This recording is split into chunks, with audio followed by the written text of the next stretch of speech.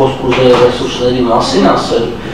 հանձնել տարածքները այն հիմնավորման, որ ռեսուրսները բավարար չեն, նշանակում է ստեղծել իրավիճակ, երբ ավելի շատ ռեսուրսների դու պետք ունենաս, որտեղ ակնհայտ է, որ այսօր մենք արևելյան ճակատն ենք պահում, այն ժամանակ ստիպված ենք նելու 3 անգամ ավելի երկար ռազմական գիծ պահել, որովհետև այսպես կոչված խաղաղապահները ոչինչ չեն կարողանալու անեն,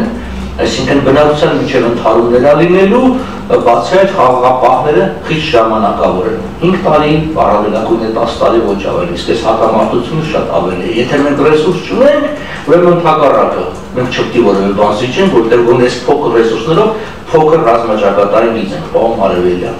սա դրան։ Լավրովյան պլանը, իհարկե մանրամասները պաշտոնապես չեն գաղտնազրկվել, բայց գոնե Կազանի փաստաթուղթը բացահայտված է, մենք գիտենք, որ նույն սկզբունքներն են, մի փոքր Լավրովյանը ոնց որ ավելի վատ մանրամասներ կան, այնտեղ սկզբունքը որն է։ Եթե ի սկզբանե այդ դեռ Բիշկեկից քննարկվում էր տարածքներ կարգավիճակի դիմաց, հիմա այդ ամբողջը մեր պահանջները նվազել է եկել է տարածքներ խաղաղության դիմաց, որովհետև ասվում է հանձնում են տարածքներ 5 գումարած 2 բացառությամբ Լաչինի միջանցքի, փախստականների և տեղահանված անձանց վերադարձ, հետո ինչ-որ ժամանակահատված հետո ազատ կամ արտահայտություն և այլն։ Հիմա այս տարբերակը բնականաբար փուլային տարբերակ է դրսևորում, նա որ բազմաթիվ անգամներ մերժել է, ինչու՞։ Որովհետև որևէ փուլային տարբերակ, եթե վերացական էլ վերցնենք, հնարավոր է գործել, թե կա փոխադարձ հաստատական վստահություն։ Իսկ մենք լրիվ հակառակ ունենք Ադրբեջանի պարագային, մենք որևէ դեպք չունենք, երբ Ադրբեջանը պարտավորություն ստանձնած լինի և կատարի։ Ու Խովլարլին էի վկայակոչում, հենց նույն մարդը խոսում էր Սանկտ Պետերբուրգի Վիեննայի պայմանավորվածությունների մասին, այսինքն որ հայկական կողմը համաձայն է, շարունակում է, չգիտեմ, փորձել է ադրբեջանական կողմը ոչ, այդպես է։ Եթե ադրբեջանական կողմը 94 թվականի իր միջազգային պարտավորությունը, զինադադարը դա միջազգային պայմանագիր է, չի կատարում։ Ինչի հիման վրա մենք պիտի ակնկալենք, որ ապագայում կնքված ինքը պիտի կատարի, հատկապես եթե իր դիրքերը ավելի լինեն։ Փաթեթային լուծումը ինչ-որ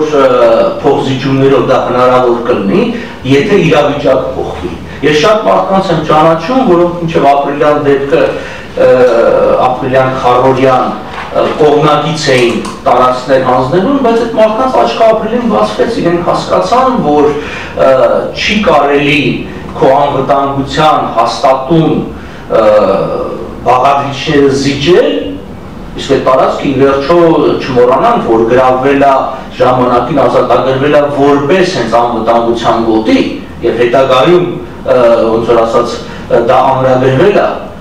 մենք կունենանք վերադարձ այն ցավալի իրավիճակին, երբ որ անկլավային վիճակի մեջ կայտնվի Ղարաբաղը, մենք բոլորս միասին։ Եվ այդ փորձը որոշ ուժերի շահարկելու և այսպես բաժանարար դնելու Հայաստանի Հանրապետության և Արցախի Հանրապետության միջև սխալ է, այս երկուսն էլ Հայաստան են։ Ես ընդհանրապես կողմնակից եմ այն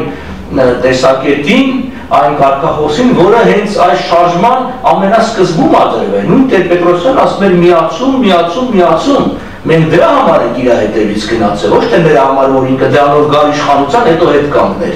Եթե այդպես էր, թող մարդիկ հրաժարվել են բոլոր ամեն ինչից, ինչի ասել են միացում կարգախոսից, դա է միակ լուծումը։ Մի սկզբունքային հարցեր կա, չի կարելի հանցագործության հետևանքով ստեղծված իրավիճակը համալել օրինական։ Այսինքն այն ինչ որ այսօր փորձում են մեզ ներկայացնել, որ 91 թվականին կամ 88-ին ինչ որ վիճակ էր, ասենք վկայակոչելով ՍՍՀ վարչական բաժանումները, դա հանցագործության հետևանք է։ Եվ Ադրբեջանն է ընդունում, և Վրաստանն է ընդունում, և բոլորն են ընդունում, որ եղել են 3 հանրապետություններ, խոսքազան 18-20 թվականների մասին, տեղի է ունեցել միջազգային իրավունքի ոտնահարումով, բռնազավթում այդ երկրների, հետո բռնազավթիչը, օկուպանտը վերաբաժանումը կատարել ինչ-որ տարածքների,